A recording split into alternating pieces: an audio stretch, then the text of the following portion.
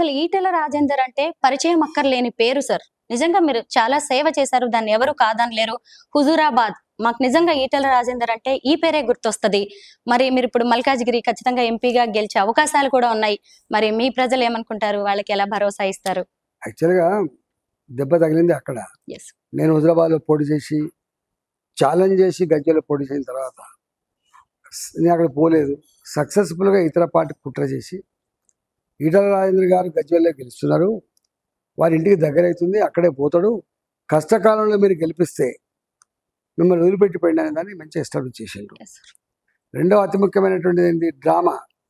తడి బట్టలతో కూర్చొని ఏడ్చినంత పని చేసుడు, Yes. పేదలకు కన్నీళ్ళు పెట్టుకుంటా అప్పించేసుడు, భార్యను బిడ్డను సెంటిమెంట్గా వాడడం ఇదొక ఎత్తు అయితే, చివరికి 10,000 మంది సమక్షంలో ఓ డ్రామాకి రచించుకొని, నేను కనుక గెలవకపోతే, మీరు ఓటేసి గెలిపించకపోతే నా శవయాత్ర రండి అనేటువంటి ఒక బ్లాక్మెయిలింగ్, ఇలాంటి అనేక కారణాల గెలిచుండొచ్చు. ఒక వ్యవస్థ నా మీద పగబట్టి 2.5 సంవత్సరాల కాలం పాటు అభిమన్యుని కదా లోపలేసి చంపినట్టుగా చంపే ప్రయత్నం చేసింది. సరే, ఏది ఏమైనా అక్కడ జరిగిన పరిణామాలను కూడా అక్కడి ప్రజానికి కూడా బాధపడుతున్నారు. ఇక్కడ మల్కాగిరిలో నేను పోటీ చేస్తున్నప్పుడు వాళ్ళు ఏమనుకుంటారు, మా అన్నకు అనివార్యంగా అక్కడ పోటీ చేయడం అనుకుంటారు. వాళ్ళు కూడా వచ్చి సహకరిస్తున్నారు.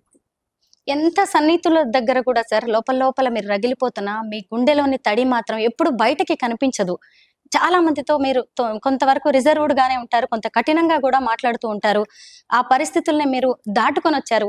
ఇప్పుడు వాళ్ళ పరిస్థితిని చూస్తే ఎంతైనా మనుషులం కదండి సార్, మానవ సహజం.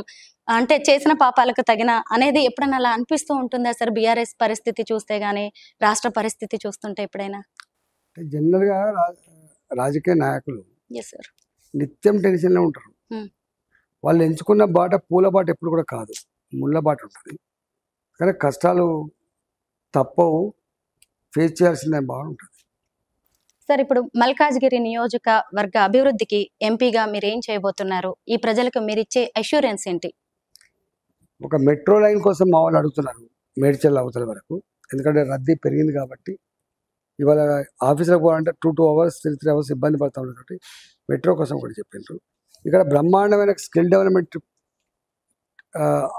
అవి పెట్టి పెద్ద ఎత్తున నిరుద్యోగ యువతకి క్వాలిఫైడ్ చేసి కొంత క్వాలిటీ అందించి ఉద్యోగ కల్పన చేయడం మా ధర్మం.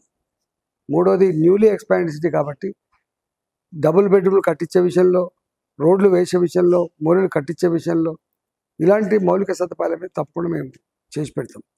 నాలుగవది, ఇక్కడ కొన్ని మరీ దుర్గంధపూరితమైన విషపాతాన్ని చిమ్మేటువంటి ఇండస్ట్రీస్ ఉన్నాయి.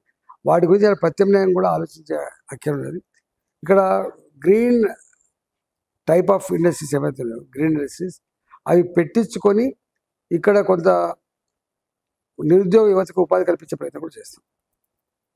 సార్, రేవంత్ రెడ్డి 5 ఏళ్ల పాటు ఇక్కడ ఎంపీగా ఉన్నారు. అయినా సరే ఇక్కడ ఒక్క అసెంబ్లీ సీటు కూడా గెలుచుకోలేకపోయారు.